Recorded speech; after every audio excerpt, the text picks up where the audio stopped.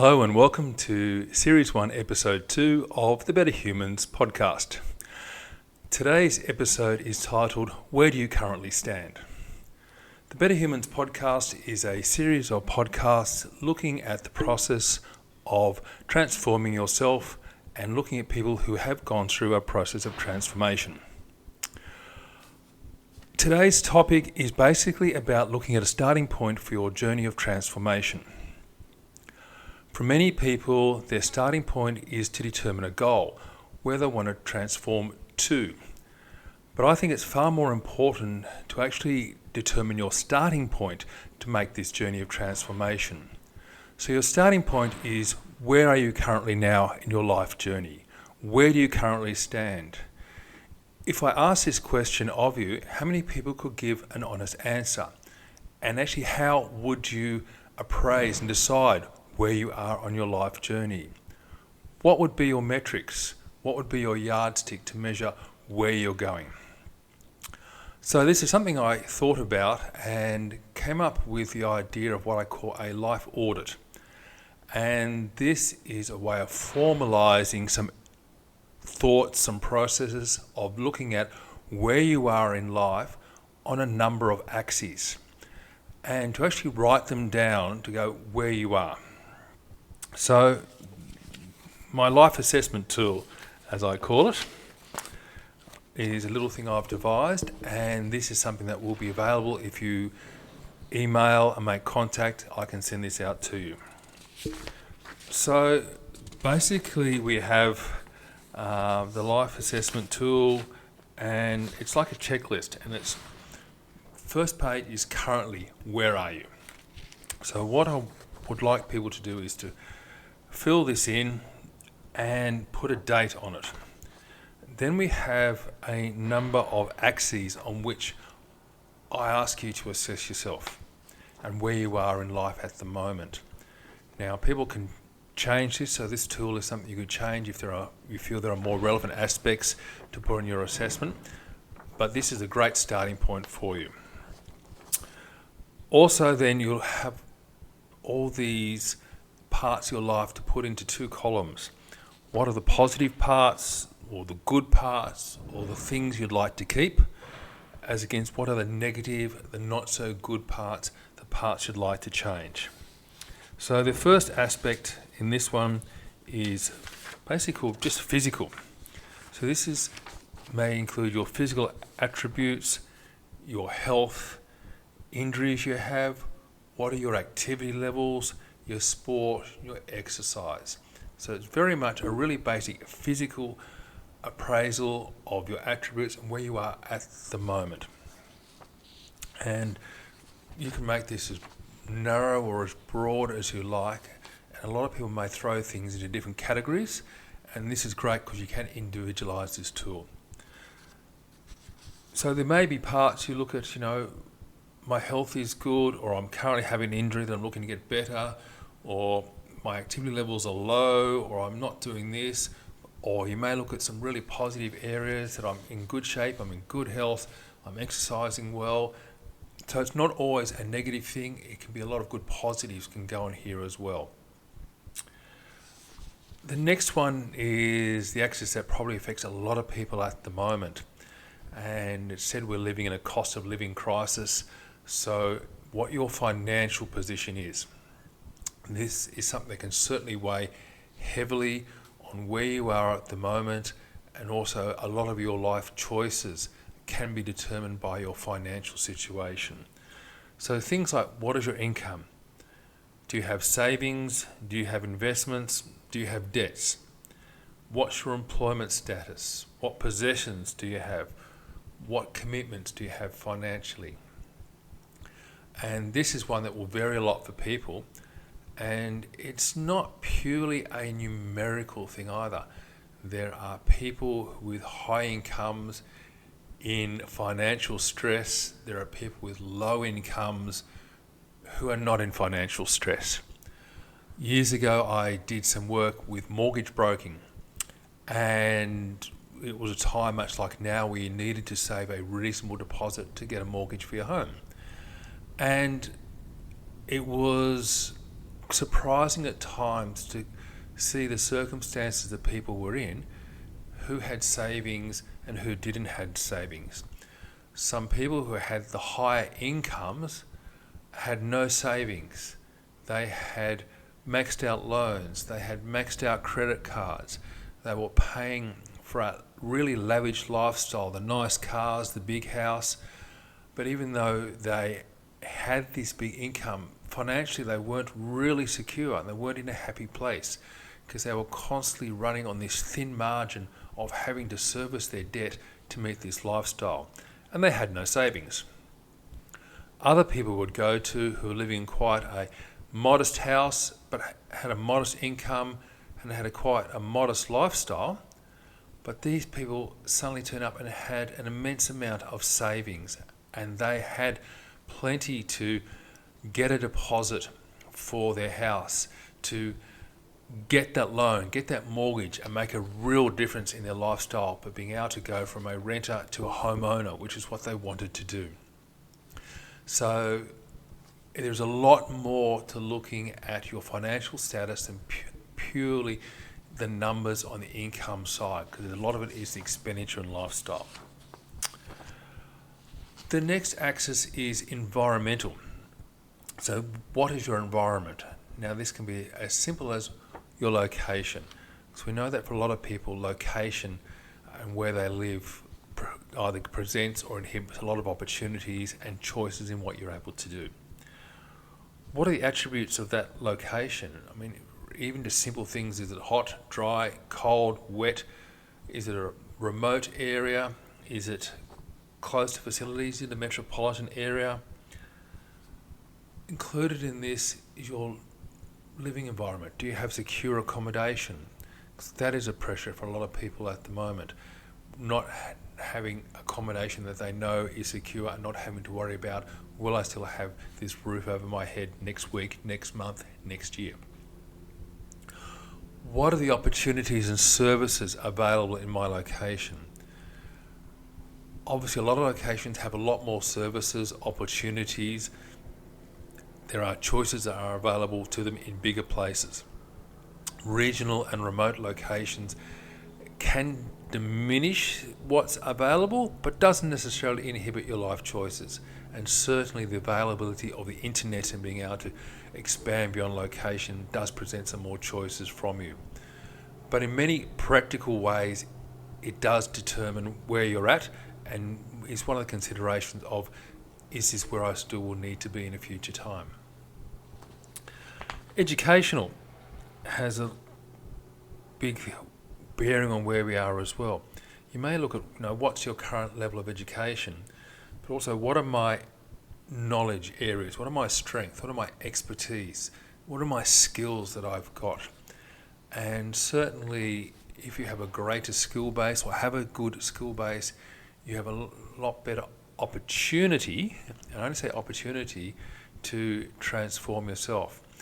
And often this is what holds people back, is this recognition that they don't have a great skill base, and one of the areas of improvement is to gain some expertise or to work on acquiring some skills or develop some skills that they do have.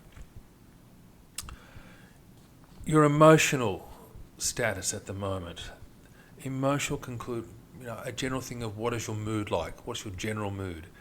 Satisfied, content, happy, unhappy, unsettled? How would you overall define things at the moment? Are there any psychological issues affecting you? And we seem to see a rise in psychological issues affecting people these days. It's whether it's a result of more people being affected or whether people are being more open about having psychological issues and having greater access to services or awareness of seeking psychological services. So certainly the stigma is being removed on having a psychological issue. What are your stress levels at the moment? And this can be variable, so it's probably something that's, overall, what are your stress levels? What is your level of support? Do you have family support, friend support, a social circle? Is there a network that you have at the moment to help give you the support emotionally that you need to help you with change? Do you have any time pressures? And everyone seems to be having that these days. They're feeling they don't have enough time to do things, too many things to do and not enough time in the day. So the feeling of a time pressure and being able to remove them, could be one of those things we're looking at. Alternatively, you may find you don't have a time pressure and things are a really good state. You do have some balance of leisure time, work time. So, that may be one of the things that goes in the good side that you really like to keep. For some people, this could be an optional section next. I'll put it under the heading of spiritual. And to put it, what is your level of spirituality and how does it affect your daily life? I don't necessarily intend this to equate to religion, although for a lot of people it could do. A lot of people will have a level of spirituality that doesn't equate to religion. And some people will have no degree of spirituality in their life at all, and that's fine. For it's not an essential part of their life. It's not something that they will look to improve. So this may be one of those sections that basically gets not applicable. It is open, again, to wide interpretation of how you want to take it. For a lot of people who do have even religious beliefs, they have waxed and waned over time. We have people who move away from their religion or have changed their level of religion or even their level of spirituality within that. So spirituality might cover all those really non-physical, non-emotional, probably the non-rigid physical scientific parts of our life for it. Just those other feelings, other emotions, our sense of connectedness to the universe maybe. This is open for you to interpret how you like. Next one is looking at social. What's our social situation? And this can tie in often with our emotional or environmental axis. What's your social life, friends, relationships, your interactions with people, what hobbies, activities you're engaged in? So what is your level of social interaction, social engagement, social support? Again, this level can vary, and for some people they may have a high level and it's not enough. Some people may have a very low level of social engagement and are quite fine with that. That may be absolutely perfect for them. It's a matter of having or deciding, is my level of social engagement right for me at the moment? So putting down what it is and deciding, again, more is not necessarily better, but do you feel that it is the right level for you at this time? Next one is, I've put under the heading habitual, looking at things here. This is like habits, but it also may cover addictions, some set behaviours, daily routines. Now, in one sense, this can be look at, are you stuck in a rut? I have a daily grind, a daily routine or a weekly routine. It's basically get up, do this, work, come home, sleep, not much else. It's a very repetitive set routine that you have, which may be forced upon you by circumstances, and a lot of areas were looked at above. There are people who are certainly having to work their butts off because of financial pressures, family pressures, and that's where they are at the moment. And they don't have control over their daily routine and their daily habits. So that can be certainly part of your assessment in this axis, but it also looks at other things about, do I have some, most people will call them bad habits, looking at things like drinking, smoking, gambling, maybe even the little time wasting parts of, am I wasting time binging on TV? Have I got non-productive habits? The famous doom scrolling on my phone, too much time on my social media accounts. Am I doing things, have habits that are good for me? Do I have healthy habits? I go for it, I'm eating well, I go to the gym, I've got my daily walk, interaction, make things a set, or have I got a lot of bad habits involved in there? Do I have some set behaviours? And this is a really big thing to look about. that I always do this. We talk about linked behaviours. Something happens and I follow it up by doing this. So just looking at, are there some parts that are positive or are there some negative parts? And this can come down to interactions with people. This can come down to interactions with situations. The sort of person who may go into a road rage, a certain person who has a temper maybe, or a bad short fuse, parts in those behaviours where we know a certain thing triggers you and sets off a bad behaviour. Alternatively, there may be some, you really have some really good behaviours that you react really well to certain situations. So just having a look at things that you can say are a behaviour, what are your habits, and again, what's the good and what's the bad, and really trying to be honest with this one. The next one is an idea that I came up with many years ago in seeing a group of people that were just milling around a sort of town square area in a park, just basically getting drunk, and came back the next day and the same thing was happening. This was just where their life was. And it hit me that these people were doing this because they just didn't have a purpose in their life. There was no direction, no important thing to be out and doing. There was nothing for them. So basically they filled their day getting drunk and forgetting about things. So this really drove home to me the idea of the concept of having a purpose in your life. So ask yourself, do I have a purpose at the moment? And this can come down to, what is the reason I get up each day? What drives and motivates you? For again, currently a lot of people, it may be a simple matter, I get up each day because I have to go to work to earn the money, to pay the bills, to put the roof over my head, get the food in, keep the family going. So a lot of purpose may be at the moment necessity, things you need to do, but that is not necessarily your purpose. I'm sure a lot of other people, given the choice, would say, my purpose, what I really want to do is this, but at the moment I'm being hampered by necessity overcoming purpose. So not only identifying why you're doing it, what are the things you're doing and what's driving you, but getting to realise, is this a necessity or is this a purpose? And I hope for a lot of people they can identify a purpose and find something that really does motivate and drive you rather than just out of necessity. The last one to look at is a personal axis.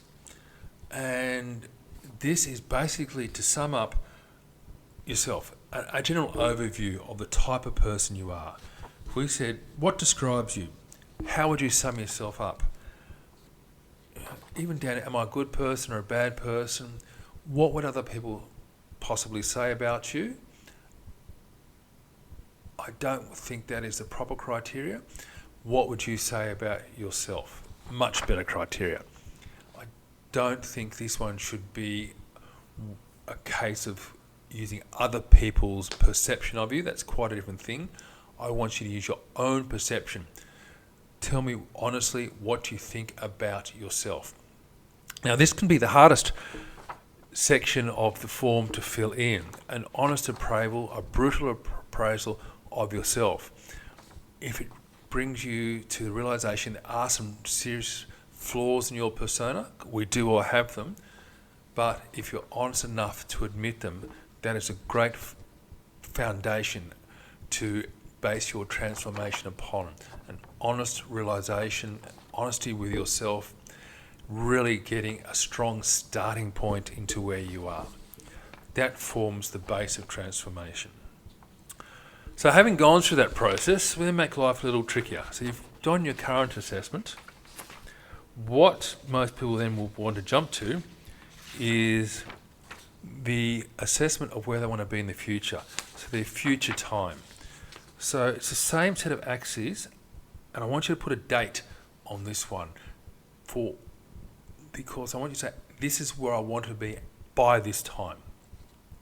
And again, I'd like you to go through those same attributes, those same axes, and try and say, at this time, this is where I'd like to be, the situation I'd like to be in, the type of person I'd like to be.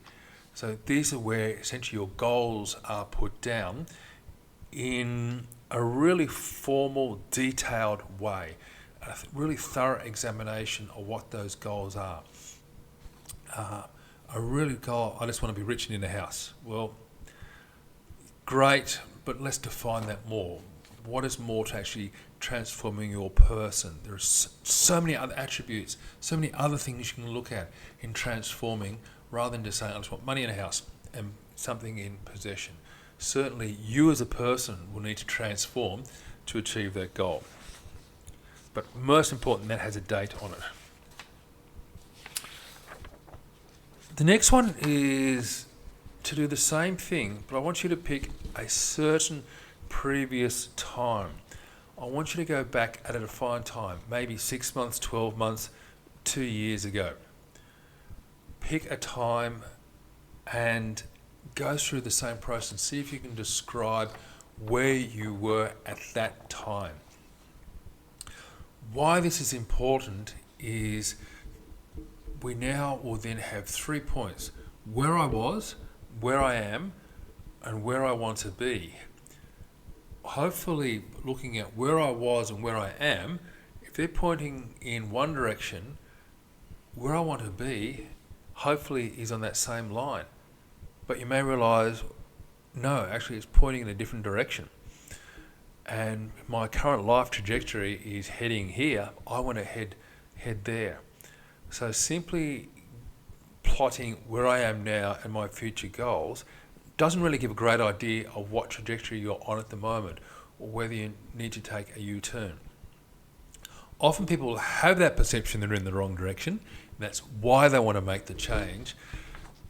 But I think this is a really good tool to use, because often it can show how much change you may have already made.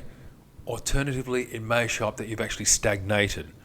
And if you've made change and realise I am actually progressing in the right direction, that is great to get some momentum and keep going that direction. If you realise I've really stagnated, again, that is a basis to say I know I need to change, and my transformation, my goals need to be in a different direction, and I need to take steps to do that. So looking at a previous time just helps determine that trajectory you're currently on, or whether in fact there's a lack of trajectory, a lack of progress. The last part to fill in is an interesting one, because a lot of people really tell you, don't look back, only look forward. And that looking back is a regression. But sometimes regressing can be good if we actually are moving to a better place.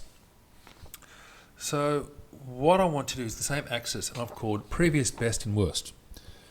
So go through those axes, and no particular time for each one, just thinking before this point, what was my best point in each of these axes? What was my most, my time when I was at my best financially or emotionally, physically, environmentally? But also, what was your worst? And these will probably be at various different phases of your life. They may be more recently. And you can reflect and go, I used to be that sort of person. I used to do that. Or that was a pretty good situation. And you think, I was able to do that before. I really would like to be that person again. And looking at some of your previous best can again help point you towards what some of the goals you may want to achieve in the future. And it may be, I used to be that person, I want to be that person again. So there's nothing wrong with looking back. Or it may be realising, hang on, I've gone in this direction, I've gone down a rabbit hole, it's a dead end, a cul-de-sac, it's time to backtrack. I was actually in a better spot a short time ago. Let's try and, stop this direction that I'm going in. Let's rewind, let's regress, step back and try and bring myself back to a better time. And that idea of stepping back and regression can be progression. It'd be terrible to think that actually you're doing a negative thing by moving to become a better person or in a better situation. So never consider that as a negative regression. Just because you're moving back to something, if you're moving back to something that's better, that is in fact a progression. So that would be a really great one to go through and have a really great reflection over a long period of the life and try and pick out those good things and come to the heading. Which were the ones you'd like to emulate and do again? So if you are honest and go through that, writing it down and using that as a template to figure out, again, where I am at the moment, where I have been, and where I want to go.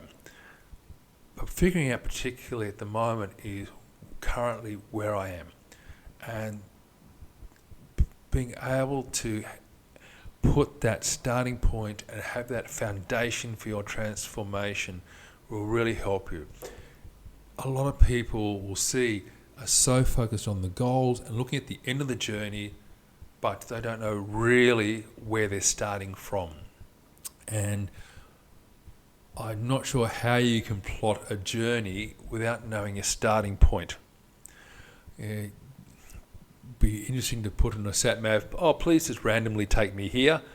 And well, where are you starting from? How can we give directions? How can we give the steps? How can you formulate the plan and the process to get me to my end point when I don't know what my starting point is?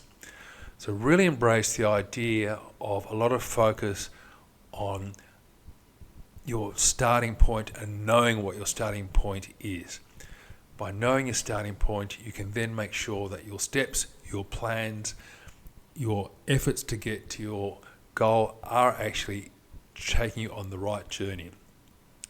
If you don't have your starting point, then it's quite possible your steps and plans are going to be quite ineffective. And it's going to be wasting your time, and that would be a change. So to finish, basically just being able to answer the question of where do I currently stand, where I am in life. Hard questions, but a really great exercise to do, to formalise, to write down. If you'd like any material that is mentioned in the podcast, again, please contact, message or email contact@thebetterhumansproject.com. If you've enjoyed this YouTube video or podcast, please share it with friends or other people who might be interested in hearing it. Getting the word out is the best way to spread the podcast. So until next time, please take care, be good to one another, and work on becoming a better human.